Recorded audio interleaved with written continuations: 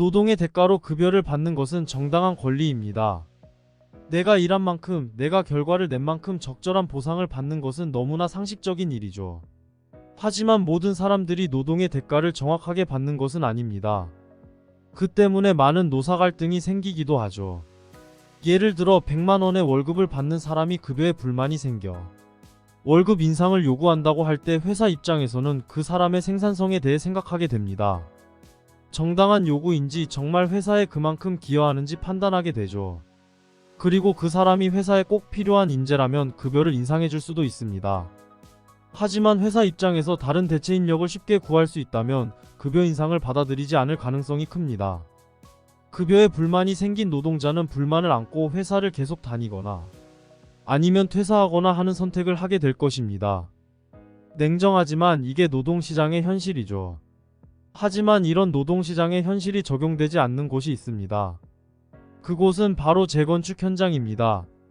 수도권의 한 정비사업 조합에서 조합장의 월급이 540만원에서 550만원에 이르는 것으로 알려져 대한민국 평균 이상의 급여를 받고 있음에도 불구하고 추가 인상 시도가 있었다고 합니다.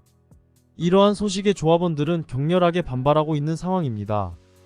재건축 사업이 제대로 진행되지 않는 가운데 조합장은 고액의 월급만을 수령하고 있다는 비판을 받고 있습니다.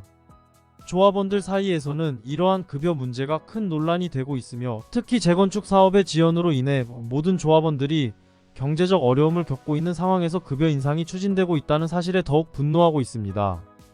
최근 공사비의 폭등과 사업 지연으로 인한 조합과 시공사 간의 갈등이 커지는 가운데 조합원 간의 급여 문제로 인한 갈등도 심화되고 있습니다. 재개발과 재건축 조합장 및 임원들의 급여 문제는 오랫동안 논란의 대상이 되어 왔습니다.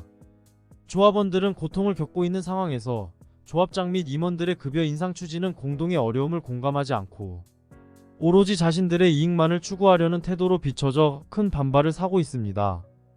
이에 따라 조합 내부의 긴장은 더욱 고조되고 있는 상황입니다. 재건축 사업이 지지부진하게 진행되는 가운데 조합장의 급여 인상 요구는 조합원들의 분노를 사고 있습니다. 원활한 진행과 눈에 보이는 성과가 있었다면 상황이 달라질 수 있었겠지만 현재의 지연 상태에서 추가 급여를 요구하는 것은 조합원들로 하여금 큰 실망감과 함께 분노를 느끼게 합니다. 더욱이 조합장이 급여 수령 기간을 연장하기 위해 공사 기간을 의도적으로 늘린다는 소문까지 돌면서 논란은 더욱 확산되고 있습니다. 이러한 상황은 조합원들 사이에서 큰 불신을 일으키며 조합 운영에 대한 전반적인 의문을 제기하고 있습니다. 한국주택정비사업조합협회는 2015년부터 주택정비사업조합 상근임 직원의 표준급여 조사를 실시하고 있으며 실태조사와 물가상승률을 감안해 매년 표준안을 발표하고 있습니다. 2024년 기준으로 조합장의 표준급여 범위는 417만원에서 499만원으로 설정되어 있습니다. 조합원 수에 따라 급여가 달라지며 상여금 400%를 포함하면 상당히 높은 수준의 급여가 될 수 있습니다. 이러한 상황 속에서 조합장직을 둘러싼 경쟁이 치열해지는 것은 놀라운 일이 아닙니다. 그러나 조합원들의 이익을 최우선으로 고려해야 하는 조합장의 역할을 고려할 때 이러한 급여 논란과 사업 지연은 조합 운영의 투명성과 효율성에 대한 중대한 질문을 던지고 있습니다. 재건축 조합장의 권력은 매우 크며 이러한 권력은 과거 많은 비리를 야기했습니다. 업체 선정부터 시작해 조합장을 한 번 하면 서울 강남의 아파트 한 채를 살 수 있다는 말이 나올 정도로 조합장의 권력과 이익이 어마어마했습니다. 월급 외에도 뒤로 받는 돈의 규모가 컸으며 이로 인해 많은 조합장이 법의 심판을 받았습니다. 재건축이 완료된 후에도 하자 처리를 이유로 조합을 지속하며 조합장과 조합 임원들이 월급을 받아가는 경우가 적지 않았습니다. 이는 2년에서 길게는 5년까지 이어지며 조합원들의 부담을 가중시켰습니다. 그러나 최근의 재건축 사업 환경은 과거와 다르게 변화하고 있습니다. 조합장의 전문성이 크게 요구되지 않는 상황으로 업무의 난이도가 상대적으로 낮아진 것이 현실입니다. 이는 대행사의 증가와 건설사의 평면도 제공 등으로 인해 조합장과 조합 임직원들의 직접적인 업무가 크게 줄어든 결과입니다. 이러한 변화는 재건축 사업의 투명성과 효율성을 높일 수 있는 기회가 될 수 있으나 과거의 비리와 권력 남용에 대한 철저한 반성과 개선 없이는 진정한 발전을 이루기 어렵다는 지적이 계속되고 있습니다. 재건축 사업의 건강한 발전을 위해선 조합장과 조합 임직원들의 역할과 책임에 대한 사회적 관심과 감시가 필요한 시점입니다. 현재 서울을 비롯한 여러 지역의 정비 사업 현장은 공사비의 급격한 상승으로 인해 심각한 패닉 상태에 빠져 있습니다. 집값 하락세 속에서도 분담금 5억 원 이상을 부담해야 하는 아파트가 늘어나고 있는 실정입니다. 특히 서울 강남권의 한 재건축 단지에서는 사업 초기 예상되었던 가구당 분담금 3억에서 4억 원에서 최근 12억 원으로 급증한 사례도 보고되고 있습니다. 이러한 분담금 폭탄과 사업 지연의 이중고 속에서 조합장 및 임원들의 급여 인상이 추진되고 있어 논란이 커지고 있습니다. 급여는 대부분 시공사 대여금을 통해 조달되며 이는 결국 조합원들이 나중에 상환해야 할 부채로 남게 됩니다. 급여 인상으로 인해 조합원들이 부담해야 할 빚이 증가하는 구조입니다. 심지어 일부 조합에서는 아파트가 완공된 이후에도 10년이 지나도록 청산되지 않은 경우도 있으며 이로 인해 조합원들의 재정 부담은 더욱 가중되고 있습니다.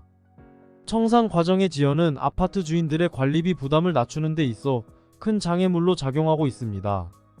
이 모든 상황은 재건축 조합의 운영과 관리에 대한 근본적인 개선이 필요함을 시사하고 있습니다. 조합원들의 이익을 최우선으로 하는 투명하고 효율적인 조합 운영이 재건축 사업의 성공을 위해 절실히 요구되고 있습니다. 서울시는 지난 2023년 11월부터 12월까지 하반기 정비사업 조합 해산 청산에 대한 일제 조사를 실시했습니다. 조사 결과에 따르면 준공 후 1년이 지나도 해산 또는 청산하지 않고 유지 중인 조합은 총 171곳에 이르는 것으로 파악됐습니다. 이는 조합 임직원들의 월급이 계속해서 조합원들의 주머니에서 나가는 상황을 의미합니다. 2023년 4월 기준으로는 총 189곳으로 늘어난 상태입니다. 조합장 및 임원들의 급여 문제는 여전히 사각지대에 놓여 있으며 적정 급여를 판단하거나 중재할 시스템의 부재가 문제로 지적되고 있습니다. 조합 내부의 문제이기 때문에 지방자치단체나 시공사의 개입도 쉽지 않은 상황입니다. 열심히 일하는 조합장 및 임원들에게 적절한 보상이 필요하다는 의견과 함께 과도한 급여 및 성과급 지급에 대한 조합원들의 제동이 현실적으로 어려운 상황입니다. 정비 사업의 성공적 진행과 조합원들의 재산 증가가 이루어진다면 조합장 및 임원들의 급여 문제에 대한 조합원들의 관심은 상대적으로 덜해질 수 있습니다.